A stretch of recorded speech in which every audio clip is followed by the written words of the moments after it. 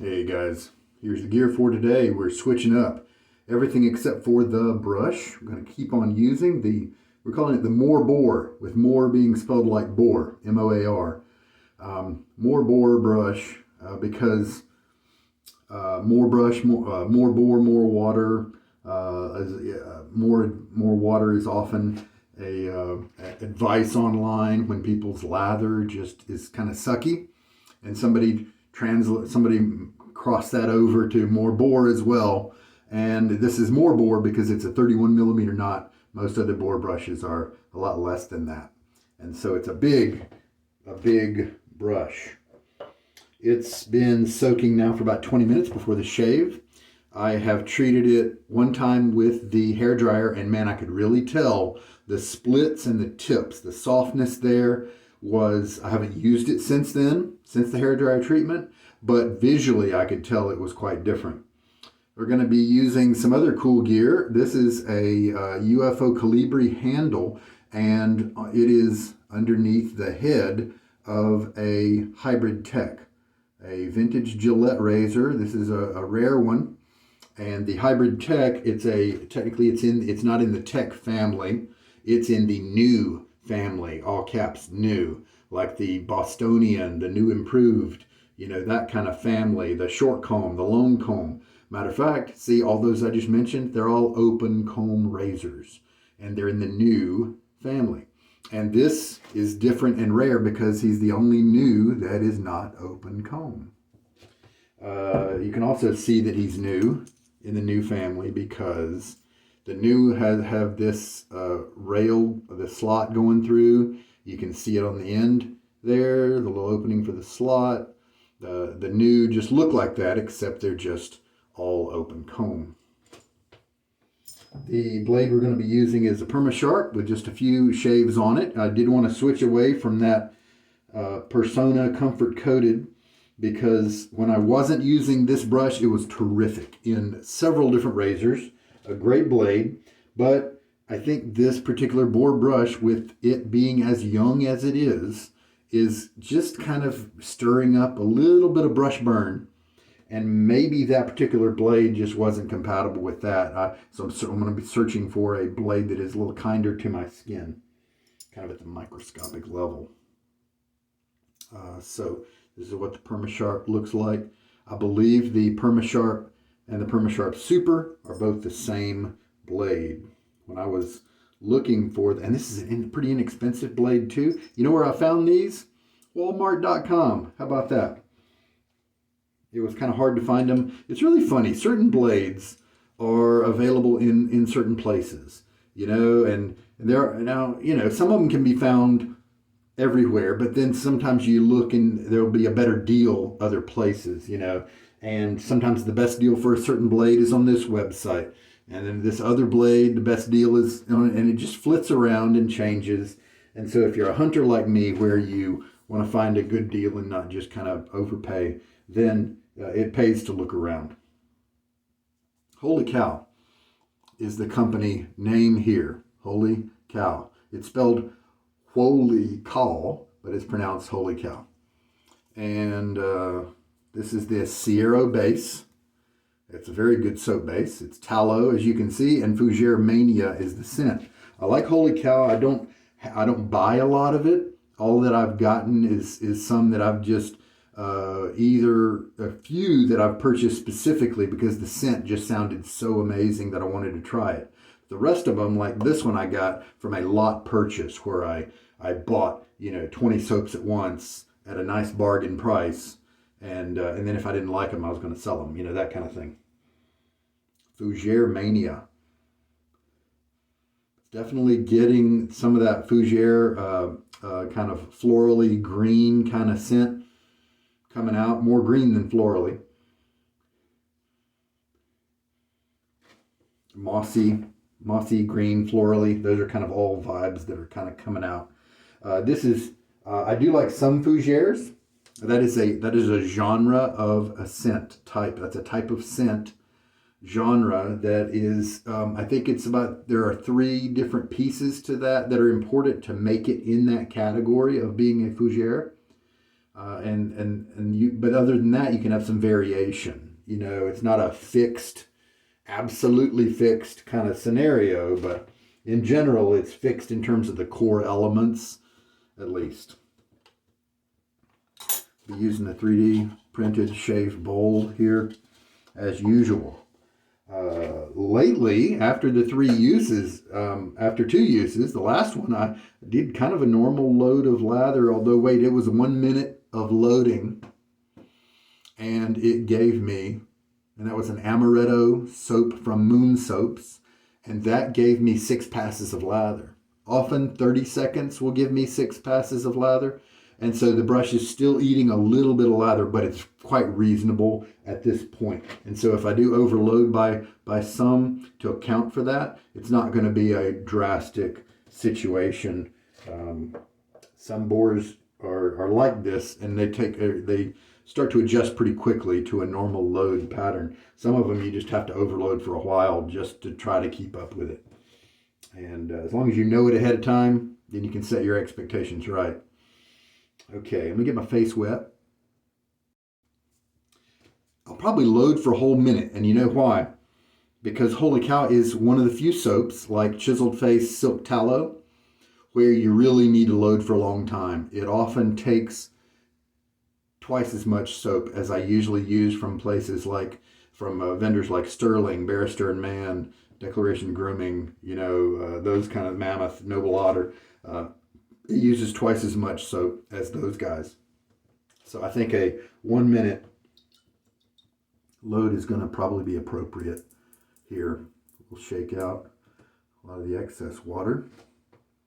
And then go 55 rolls around right there. So I'm going to go to the next 55. In a way, I wish we were always loading for a minute, right? Because it's so easy to calculate. Just go to the same number on the next minute. The soap is starting to move around on me, I think, and that's going to change the absorption rate here. And this firm plastic, I'm going to have to switch to back and forth. I'm going to go down to and let some of the gloop drop down into the lather bowl there. The soap wasn't rotating at first, but then it started to rotate on me. What you can do, I'm going to move one of my fingers in there and hold it down, so now I can resume the round strokes, swirls. And just to compensate, that's 1 minute and 5 seconds, but it was turning on me at the same time during part of it, so I kind of feel like that might be equivalent to about 1 minute of normal loading. And it's pretty messy here. I'm going to pause you while, oh yeah, the fragrance is very, very strong around this. You definitely need to be into that kind of greenish, green, like, almost like a lemongrass type, that sinewy green foliage kind of smell. And a little bit of floral in there, but it doesn't really smell too much like ladylike floral. And that's a nice thing, I think, maybe why the Fougère genre has lasted so long, because see, they're able to put in a little bit of floral stuff in there, but it's not too ladylike floral because of the grassy type green notes that are in there. I may have to go back to the tub because this soap just takes a while to load, you know. But that's just not a big deal. We'll do that if we need to. In a young boar, you have to be flexible. And then after, who knows, 10, 15, 25 probably at the outside. After that many uses, it'll be back to normal loading, I'm pretty sure. Washing off the threads of the tub here so that we don't get soap buildup.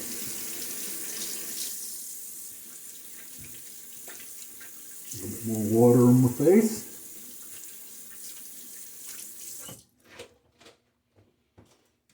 I found my hair dryer, so I'll be using it gently on medium heat, not high heat. And actually, I do it for a couple of minutes and then I switch to cool for a few more minutes. And so most of the time, a lot of the time, it's actually spent not on a heat setting because I'm trying to be as careful with the tips of the brush. I want them to last years and years. I don't want them to be aggressive and cause them to break prematurely.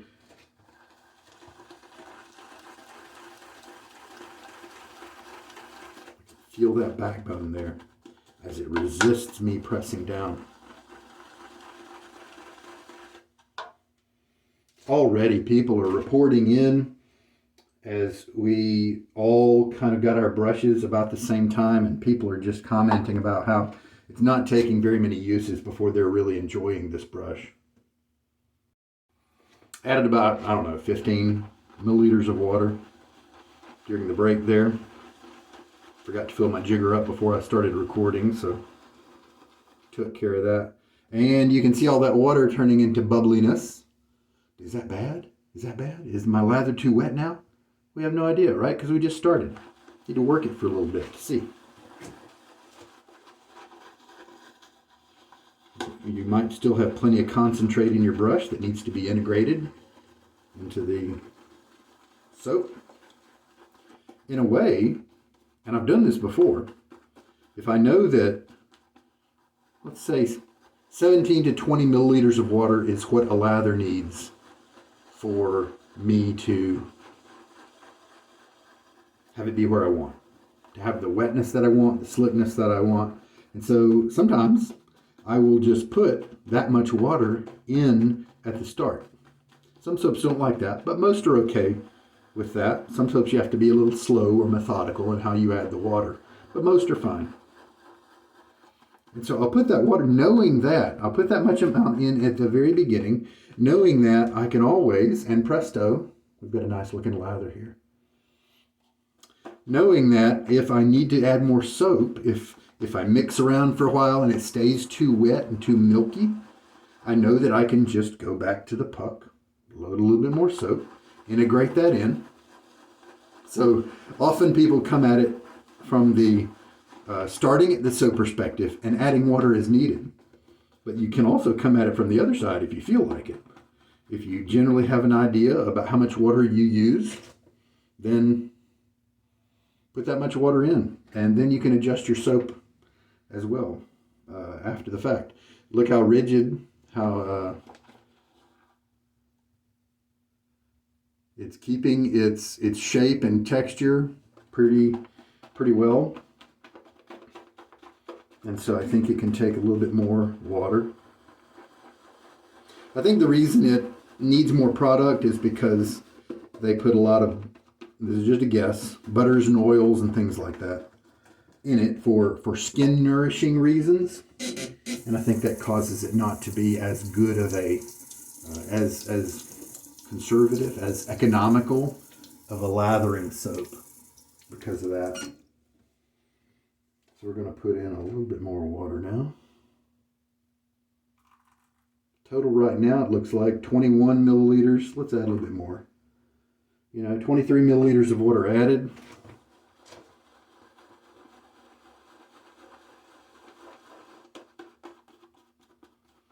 Now that we've got some creaminess going on here, then we can fill the brush. We see that the brush is filling up with that as we press down, and then that causes some built-in splay, which then translates to the brush feeling a little more normal as we are working it right now in terms of how it splays and that sort of thing. In the beginning, when it doesn't have any lather in it, it can feel very stiff.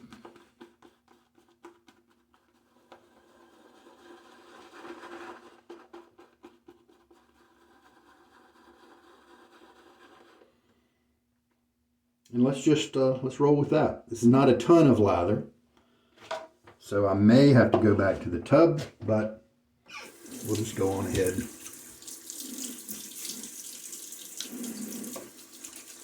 Is this a feminine scent? Nah, I don't think so. I think it's kind of unisex because it's just kind of lightly florally, but mostly that grassiness. A little bit of a powderiness but mostly that grassiness. And I don't really associate grassiness with a particular gender. It's not like some of the florals that, to me, some people disagree, but to me, definitely have a more masculine or feminine gender association. Some people get offended when you say that, but I'm entitled to have my opinion, right?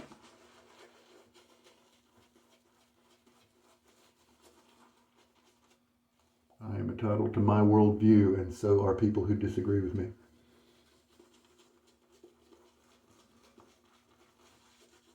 So you can see the lather's kind of being killed, and that's just what young boars do.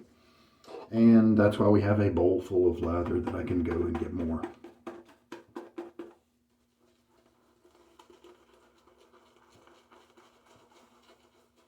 Totally normal at this point.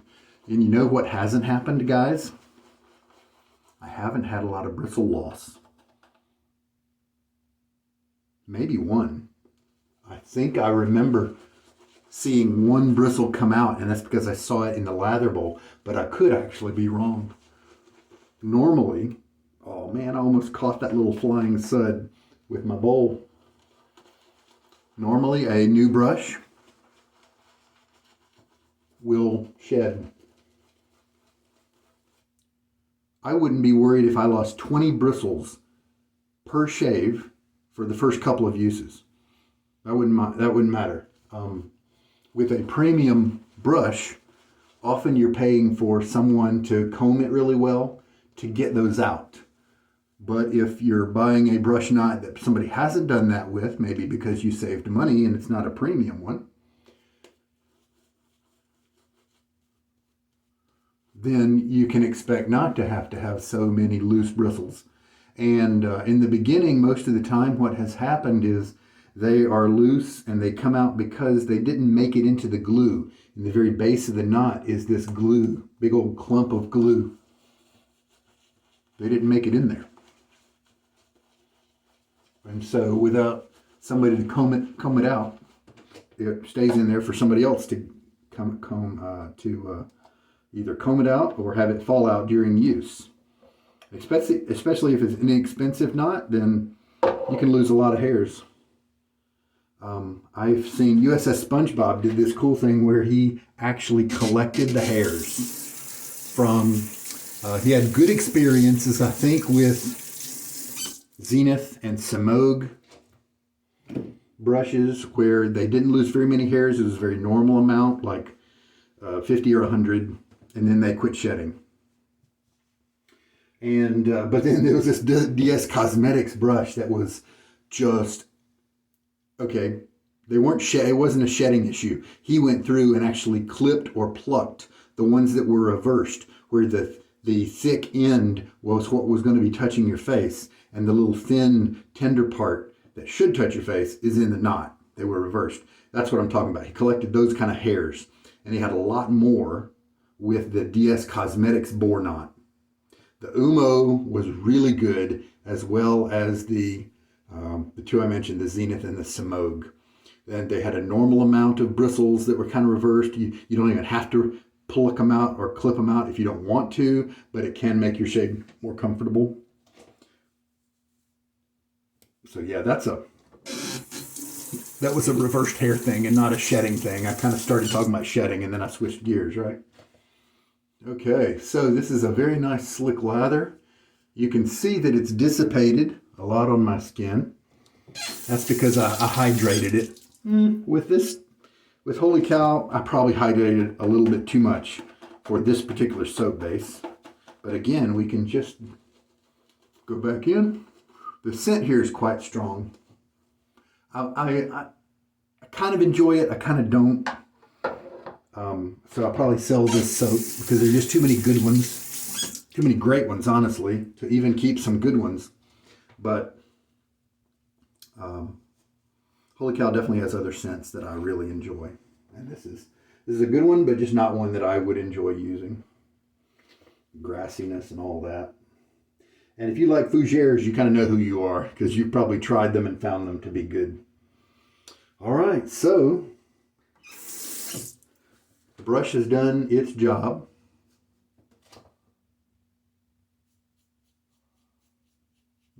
Perma-Sharp. Very interested to see if I end up with some irritation at the end of the shave. Last couple I have. And I wondered if it was the brush or the razor. The blade. The brush or the blade.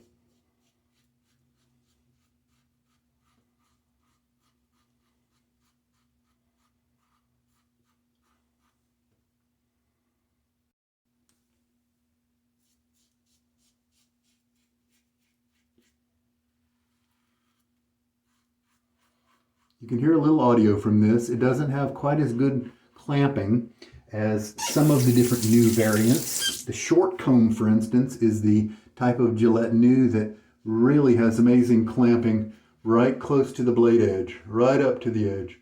And most of the rest of them are like this one, where they leave the blade kind of hanging out on the underside without too much support. But this one's, you know, reasonably comfortable. You hear a little chatter though, but it could be smoother if it had the different. You know what? I wonder. No, because that would just make it a short comb. If I wanted that great clamping of the short comb, would I be doing myself a favor of taking out this base plate and putting in the short comb? No, because the top cap is not what is special about the hybrid tech. It's the base plate itself. That's the solid bar, when all the rest of the news are open comb. So, nah, that wouldn't really offer me any hacky kind of help.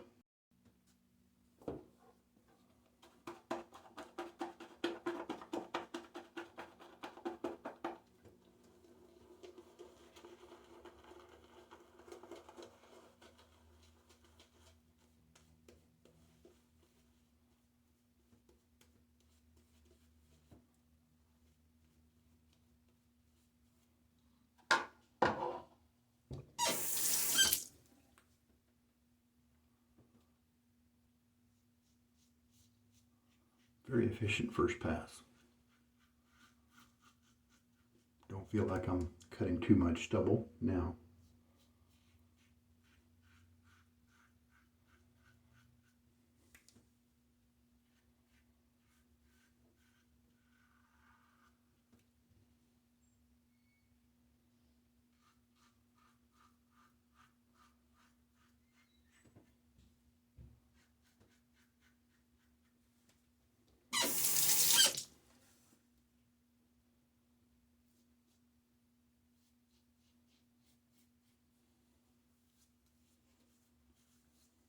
Very nice.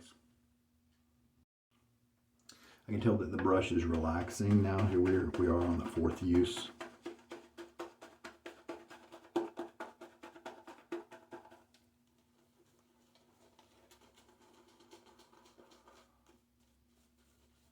Still got plenty of ways to go.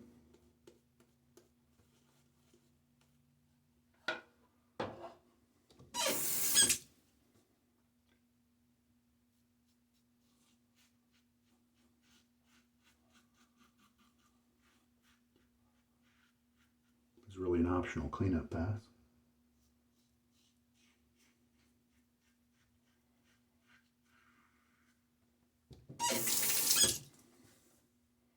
And performance-wise, this is a great soap. You're not going to get as many shaves out of it as you will some of the others because you have to use more product.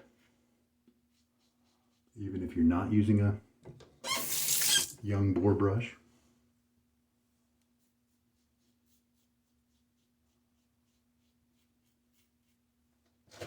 So that's why I don't gravitate toward this one too often. But it's a quality lather that works well. They have some creative scents. Some of them are really, really well done. Well, what I really should have said was that some of them really are attractive to me. Some of them are very interesting scents that I just really enjoy smelling. I think all of their scents are well done. It's just a matter of whether they're a match for you or not, right? So I just wanted to clarify that.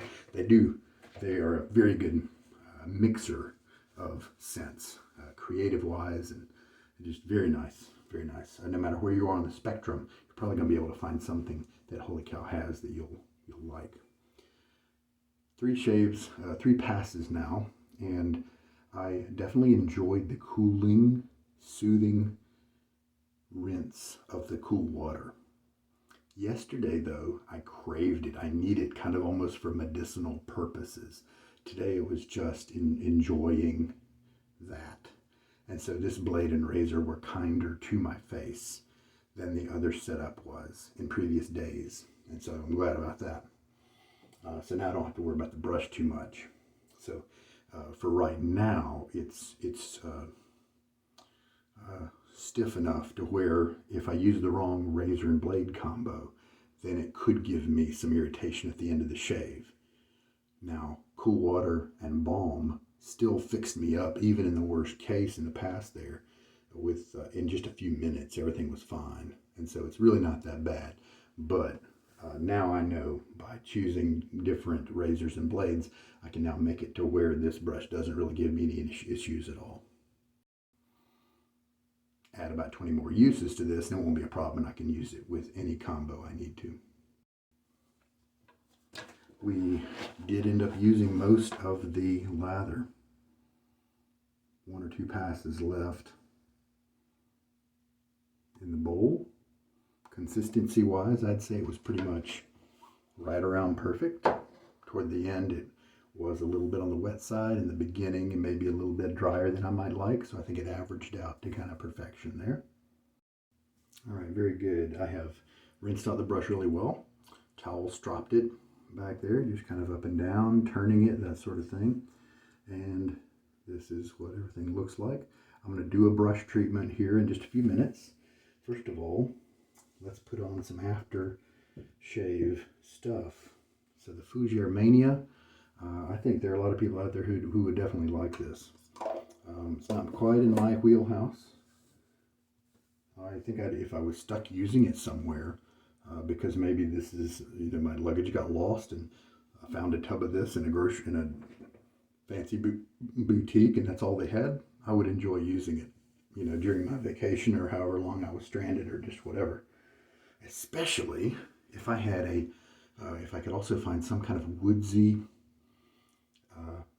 amber, oud, sandalwood, smokiness, all that kind of post-shave product, because I think that would just go perfectly with this type of Fougère scent with its grassiness. And so I'm going to use, just like yesterday, Prix de Provence, number 63, because it's got a lot of that spicy woodiness. So let's see if it would be a good match.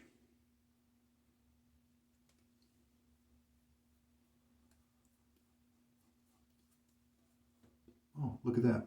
Little cut. How about that? Just a little kind of a errant technique. Little lapse in my concentration there. That is, I've got a bump right there. So yeah, I'll get a cut there every once in a while because it'll just shear off the top of that bump. But it'll clot kind of on its own. It'll be fine. I don't really have to do anything special with it.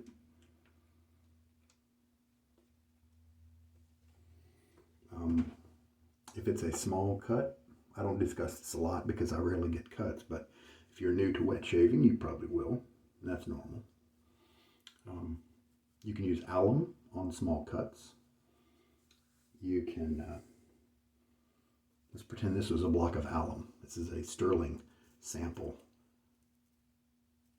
of hand soap, bath soap. If you had a block of alum, you would get it wet. Got a wet corner of it, for instance.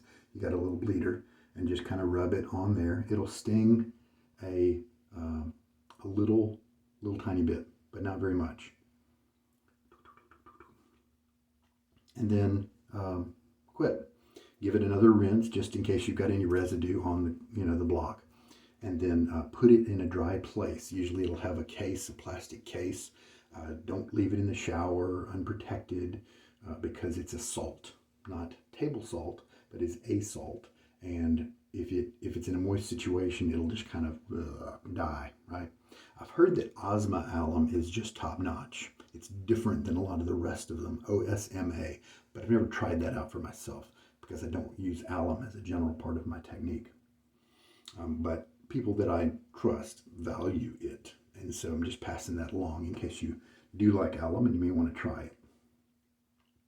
And then you just put your alum block away in your covered case or whatever. Don't let it sit in water. Put it away for the next time.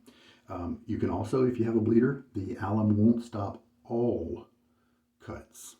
If it's a big cut, yeah, see, it's starting to bleed again. If it's a big cut, then alum may not take care of it. And so then you turn to a styptic pencil if you need to. Those are available at pretty much everywhere in the shaving department. It looks like a lipstick kind of thing, and it's almost like a pointy pencil of salt. Might actually be made of alum, I'm not sure. But it stings quite a bit, but it's effective at clotting. And so you take the styptic pencil, just like the alum, take the styptic pencil, you get it wet, rub it on your wound, your cut there, you feel the sting, ouch, and then you rinse the stick off, you put the stick away in its case, just like you would the alum. The only difference is it does a better job of clotting and it stings a lot more. So alum for small cuts. Now some people use alum all over their face to kind of have other benefits, but with an alcoholic splash or with a decent balm, I don't feel like I need that. Also with alum, make sure you rinse your face off after a certain amount of time. Now if it's just a patch, you probably don't have to worry about that. But if you do use alum over your whole face, make sure you do rinse that off. You don't want to leave salt on your face. Some people use it for diagnostic purposes because wherever it stings, it means that maybe you cut a little too closely, but big deal. I mean, if you feel tenderness in your face without the alum, or a lot of times the splashing of water can reveal tender areas, you don't really need it for diagnostic purposes.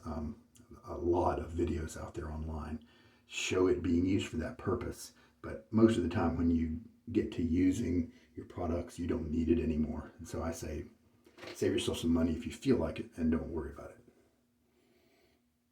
And you're also saving yourself some stinging face. Yeah, that number 63 was a terrific follow-up to the grassiness and all these other notes that were in a part of the Fougère Mania. So it's a good soap to have, good quality soap. It may be per shave more expensive than a lot of other soaps, like the other ones I mentioned, like Barrister and Mann and Sterling and those guys. But it might be right up your alley. So definitely a good company as far as I know, and they do good work in terms of their soap base and in terms of the scents they put together. Cuero Oscuro is this great peppery, spicy scent, and very bold. I like that one a lot. They've got a good handful. They've got a lot of flowery ones, maybe more so than a lot of makers have, but they definitely have some that are in the pocket for me that I definitely enjoy. And we finally ended up using, and was pretty much, I generated 4 passes of lather in essence, 24 milliliters of water used for that 1 minute of loading. And I think that's it for today's shave. Maybe tomorrow I'll try the Game Changer that I used yesterday, and I'll try it with the Perma-Sharp. Be an interesting comparison. But the Hybrid Tech, the vintage Gillette Hybrid Tech, and this is from the UK. They only made that one in the UK. It did a great job today. It's not the smoothest razor in the world. It does have a little bit of blade feel, and but it's quite efficient, but it's pretty comfortable. So it's right in the middle of the road. I'd probably say it's a little tiny more aggressive than the Game Changer 84, but that's just my guess. That's the way it feels on me. So you guys take care. Hopefully this shave helps you out in some way. Have a good evening. This is Sugar Daddy Shaves.